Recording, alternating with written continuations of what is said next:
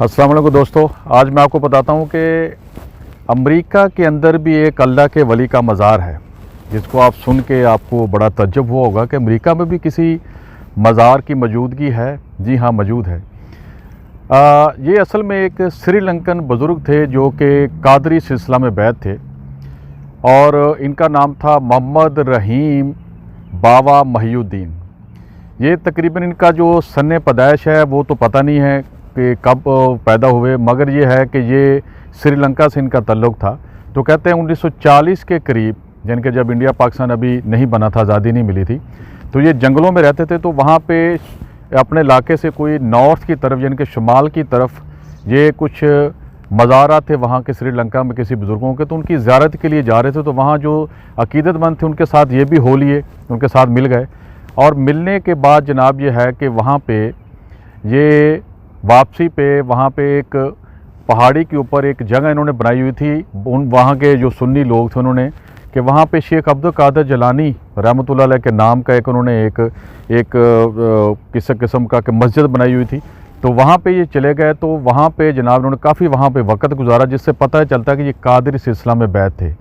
उसके बाद क्या हुआ कि ये लोग जो थे बाबा जी, ये सफ़र करते रहे और श्रीलंका के बहुत सारे इलाकों में ये जनाब जो है कि ये मशहूर हो गए और अल्लाह लोग थे ये। और इनके बहुत सारे हिंदू जो थे मुरीद थे वो भी इनके बन गए। तो वो जफना के शुमाली इलाकों में इर्द गिर्द जहाँ पे वो रहते थे वो सारे हिंदू लोग, और ये जब भी वहाँ जाते तो वहाँ जाके लोग इनको स्वामी या गुरु के नाम से जानते थे। वो हिंदू लोग इनको बोलते, वो कहते हिंदू लोग कि ये जब भी यहाँ आते ये कि हमारे रूहानी भी स्पिरिचुअल ट्रीटमेंट भी करते हैं और जिस्मानी तौर पे भी, और उसके बाद हमारे यहाँ पे जिन्नात का या सेब का या किसी लोगों को शिकायत होती है तो उसको भी दूर करते हैं। तो इसलिए हमारे ये गुरु हैं और ये हमारे स्वामी हैं। उसके बाद क्या हुआ कि 1955 में, यानी कि 1940 के बाद 1955 में उन्होंने श्रीलंका का एक इलाका है जिसका नाम है मनकुंबन, वहाँ पर उन्होंने एक मस्जिद भी बनाई। ठीक है, और कहते हैं कि वो सैयदना ईसा अलैहिस्सलाम की वालदा मरियम के नाम की उन्होंने बनाई थी।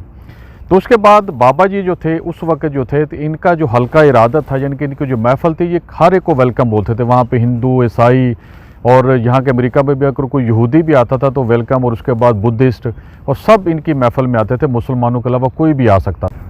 फिर क्या हुआ दोस्तों कि इनका जो है वो इनकी मशहूरी और इनकी जो फेम है वो बढ़ता गया, और इनका अच्छा यानी कि जो किरदार था, जिनकी तबलीग थी, लोग बड़े मुतासर हुए। तो इनके कुछ शागिर्द थे जो कि अमेरिका पढ़ने के लिए आए, यानी कि इनके जानने वाले होंगे या इनके शागिर्द या मुरीदों में कोई होंगे। तो यहाँ पे एक औरत थी अमेरिका के अंदर कि वो जो है वो रूहानियत पे बड़ी दिलचस्पी रखती थी, यानी कि मेडिटेशन पे, स्पिरिचुअलिटी के ऊपर। तो उनके जो स्टूडेंट थे वहाँ पे यूनिवर्सिटी के अंदर, ये जो बाबा जी के जानने वाले थे, उन्होंने इस औरत को बताया कि अगर आप में ये दिलचस्पी है तो हमारे पास एक बाबा जी हैं जो कि आपके तकरीबन हर सवाल का वो जवाब देंगे। तो 1971 में इनकी बाकायदा ख़तो किताबत शुरू, उस वक्त टेलीफोन तो इतने मोबाइल तो नहीं थे, ख़तो किताबत हुई उनके किया। तो बाद में उन्होंने फ़ैसला किया गया अमेरिका की उस औरत ने कि बाबा जी को तो यहाँ बुलाना चाहिए, यहाँ के लोगों को ज़्यादा ज़रूरत है इस चीज़ों की। तो उन्होंने अरेंजमेंट करके बाबा जी को 1971 में अमेरिका बुला लिया, और बाबा जी पेंसिल्वेनिया में आए, यानी कि ये एक स्टेट है यहाँ अमेरिका के अंदर पेंसिल्वेनिया, उसका शहर है फिलाडेल्फिया के करीब है। ठीक है, जो बाबा जी वहाँ पे आए।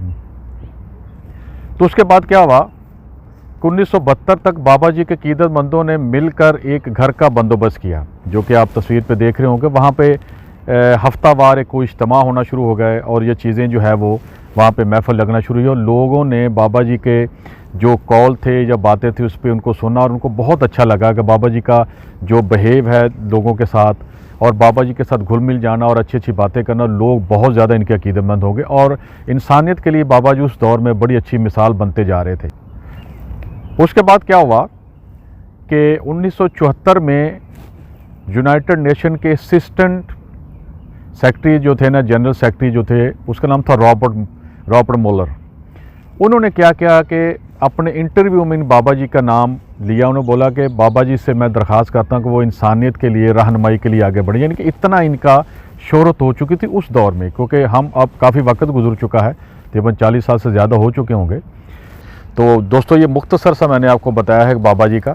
तो अमेरिका के अंदर एक वली का मज़ार जो है वो अब है। अब अमेरिका भी जो है वो खाली नहीं है इन वलियों से।